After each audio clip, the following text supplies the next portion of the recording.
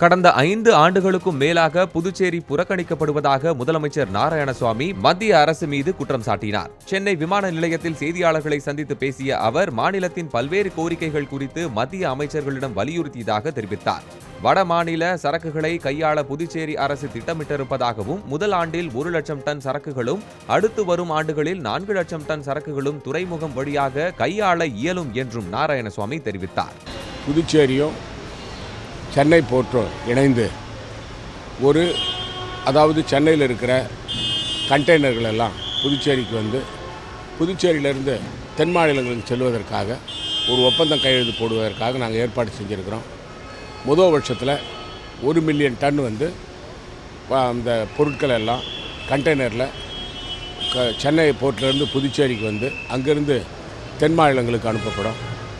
அடுத்த வருஷம் அது 4 லட்சம் டன் 4 மில்லியன் டன்னாக வரும். அதற்கான ஒப்பந்தம் கையெழுத்திடுவதற்கு மாண்புமிகு அமைச்சர் பொன் ராதாகிருஷ்ணன் அவர்களை வர வேண்டும் என்று கேட்டுக்கொண்டோம். அவரும் ஏற்றுக்கொண்டார்கள். அடுத்த வாரம் அதுக்கான ஒப்பந்தம் நாங்கள் கையெழுத்திடுறோம்.